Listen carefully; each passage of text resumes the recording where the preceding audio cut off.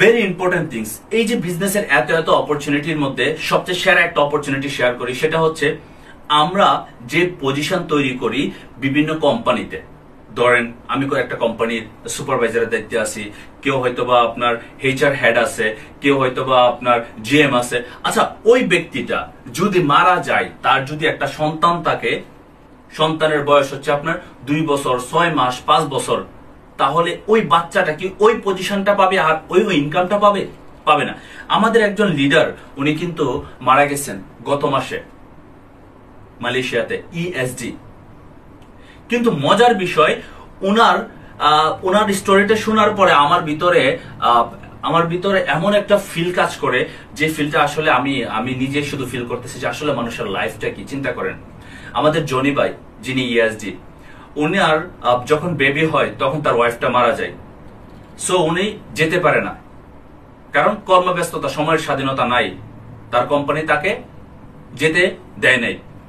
So উনি এই যে একটা প্রবলেম হয়েছে, একটা কষ্টের একটা সময় আসছে, এটা কিন্তু অনেক সার্ভাইভ করে 6 মাস পরে উনিও মারা গেলেন।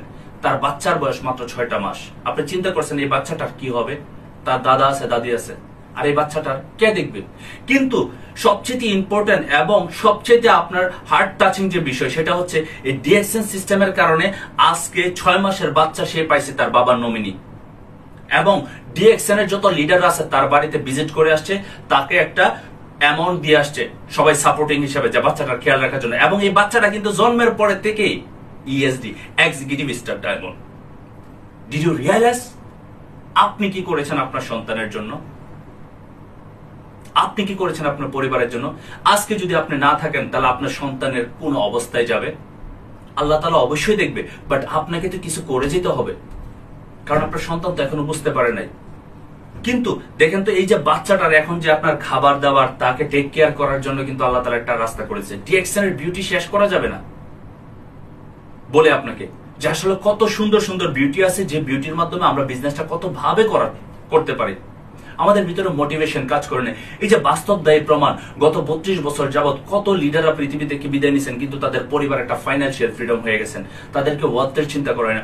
অনেক বোনেরা আছেন যারা অল্প বয়সে হয়তোবা বা 2-3টা বাচ্চা আছে, তার হাজবেন্ড মারা গেছে, এই বাচ্চাগুলি কিভাবে টেক কেয়ার করবে? সে একটা চাকরি করতে পারতেছে না, সে একটা চাকরিতে যাওয়াটা তার জন্য ঠিক হচ্ছে না, তার সন্তানগুলির জন্য কষ্ট হচ্ছে না। একটা সময় দেখা যাচ্ছে বাচ্চাগুলি রাইকে সে আরেক জায়গায় বিয়ে বসতে হয়। কিন্তু যদি আপনার যদি একটা পরিচয় থাকে, তার যদি একটা ইনকাম সোর্স আছে, তাহলে এই বাচ্চাগুলি মানুষ করার জন্য হইলেও কিন্তু সে থাকবে, সে আর কারোর সাথে যাবে না। কারণ কেন? সে দোয়া করবে হাজবেন্ডের জন্য, যে আমার হাজবেন্ড এমন একটা কাজ করে গেছে, যে কাজের জন্য আমি আমার সন্তানগুলিকে মানুষ করে যাব, পরবর্তী জীবনে আমরা একসাথে থাকব, এই চিন্তা থাকবে। তাহলে বুঝেন ডিএক্সএন কেন করবেন। এটা শুধু আমার কথা না, এটা আমার কথা না, গত 32 বছরের যদি আমি স্টাডি করি ডিএক্সএন এর বিষয় নিয়ে, তাহলে আমি দেখি হাজার হাজার লিডার মৃত্যুর পরেও সফল, বেঁচে থাকতেও সফল হয়, বেঁচে থাকতেও সফল হয়।